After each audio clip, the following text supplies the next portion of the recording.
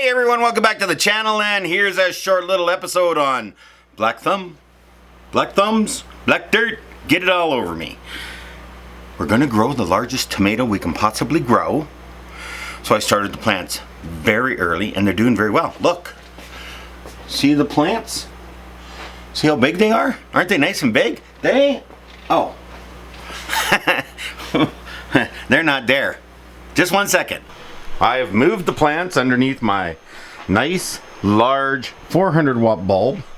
See, nice and bright. Make plant grow. I don't know, I tried to do this last year. It didn't work out very well. Got my fan on to keep the stalks strong. And as you can see, I don't know, what, we're a foot, a little more. I think I measured them. I think they came out to 36, 37 centimeters. So that's just over a foot.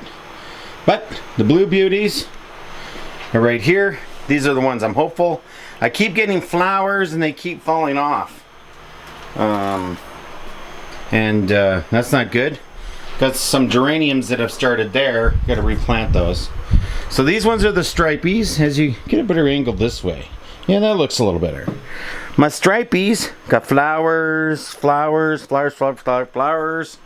Lots of flowers. Orange jazz, blue beauties, stripy tomatoes. They're not really called stripies. I just hybrided a couple tomatoes together and that's what they look like. So I'm going to stick to the name. So these are my largest tomato in the world contest plants. I didn't expect all of them to survive. And they all survived. So that's kind of crazy. And then we had a problem with disease. So we ended up with some disease. And all you people out there that like to be organic, nature-free kind of farmers, I commend you. But I tried everything and nothing worked but this. Broad, advanced, science-based solutions, disease control to prevent powdery mildew, rust, black spot, and a whole bunch of other things. It says for roses, flowers, and shrubs. I don't think tomatoes classify in there, but they do have flowers on them. They are a fruit. So I said, let's take a chance. So I mixed up this and I sprayed my tomatoes down. Now you just saw how well they were doing, and they were almost all the leaves are falling off. They were all getting the powdery mildew. They were all, there was a serious problem. I was going to lose them all. Sprayed them all down, sprayed the soil, sprayed around it, all that kind of stuff. And guess what? It worked. This stuff works. Make sure you wear gloves. Don't get it on your hands. So I'm just saying, it works. And if it's not organic, well, you know what? That's just the way it is. Because if you don't have anything planted and you don't have any plants, being organic doesn't do you any good. You got nothing to grow, nothing to eat. So I had to spray them down. Now they got flowers and the plants are doing really well. They're in a controlled environment. It's not going to be coming back. So I spray all my trays, because I think this is in the soil in the trays and kind of got transferred. And because of that, even though I've cleaned my trays and stuff, I think it's still there, even though you think it's gone. You cleaned it with soap and water and all that kind of stuff. So I spray the trays down, put the dirt in, then I spray it down again on top. Then I let it dry, and then I plant. Seems to work. So what do we got going on here on Black Thumb? We got the greatest tomato in the world contest going. Largest, greatest. These three are the best tomatoes in the world. I don't really care what anyone else says. These are the best. And the blue beauties to make tomato sauce, salsa, and spaghetti sauce. I just cannot believe, but they are incredibly hard to grow. I want to warn you, incredibly hard to grow. Incredibly hard to get a large crop. I have a piece of paper in my office with every tomato plant for the last 3 years that's a blue beauty and an orange jazz, and how many tomatoes I got off of each plant. Approximately. Didn't count, counted them and then picked them. So I probably missed some. to see where they grew really well and where they did not grow such well. I had huge plants, only gave me 2 tomatoes. Now, they were this big, but I only got 2 tomatoes. Well, I don't want to plant there again. Or was it the plant? Well, I got 3 years of data. That little spot doesn't seem to produce very many tomatoes. So I'm not putting tomato plants in that spot again. And it's kind of the richest, best spot, I thought. So the spots you think you will get great tomatoes out of, sometimes you don't get anything. Isn't that crazy? So here we are in the middle of April, and at the posting of this video, I've got my greatest tomatoes going, and now I got to start my other stuff because the snow is gone. Woohoo!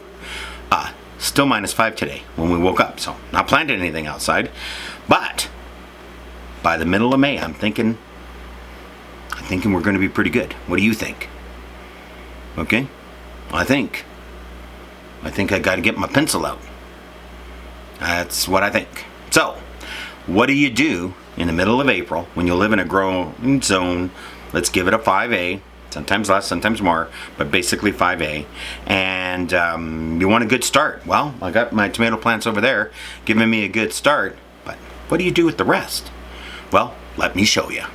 Okay, as you can see, I got the light on in the back, and what are we gonna do? Well, it's the middle of the month.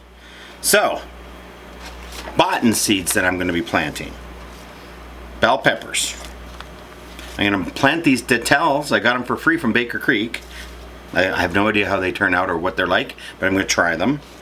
These are the cucumbers I'm going to plant this year, and yes, I'm going to start them indoors. Onions. I've never started onions indoors, but I'm going to start them indoors. It says start onion seeds indoors 6 to 8 weeks ahead of transplanting. So I guess you can start onions indoors. I am, best case scenario, 4 weeks away. So, this just might work. And I'm also butternut squashes. That's right, butternut squashes. And from what I understand, butternuts are pretty prolific. I'm going to be selling my excess butternuts for $1 each because the stores charge $8 in the wintertime and $5 in the summertime. And I just think if I end up with a couple hundred, $1 a piece should cover my electricity costs. Then I got my blue beauties harvested from my blue beauties, and my sugar stripies harvested from my sugar stripies, and my orange jazz harvested from my orange jazz plants. Don't need to buy those seeds anymore because I harvest the seeds out of the largest ones and I dry them out. I put them in here with their little moisture packets, and I replant them the following year, and it works wonderful. So now you're going, I got my seeds, I'm ready to go. Now what? Well, let me tell you. Let me show you. Oh, hold it. Just hang on a sec. Oh, we got a blender. We're blendering. I gotta get the tray. I don't really want to get the tray. Well, I gotta get the tray.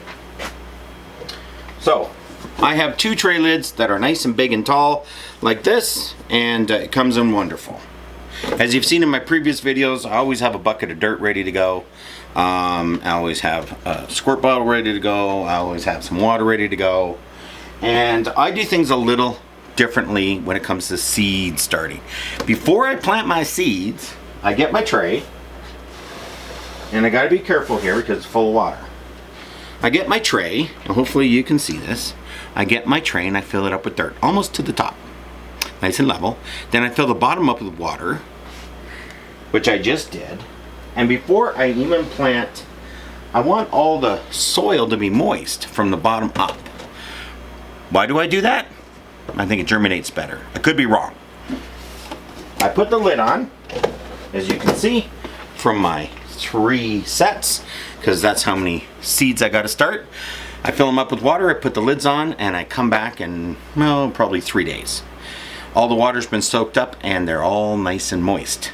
Then I plant my seeds. Mark them, make sure you got your tags.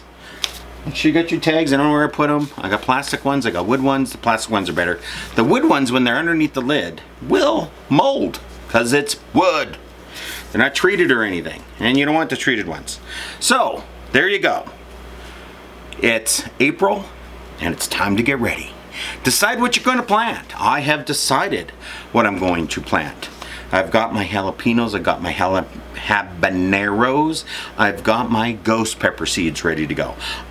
I also have my bell peppers, my cucumbers, my tomatoes, carrots. I have all my carrot seeds ready to go. Those just go out into the garden. I never tried to start those indoors and transplant. I'm not doing that.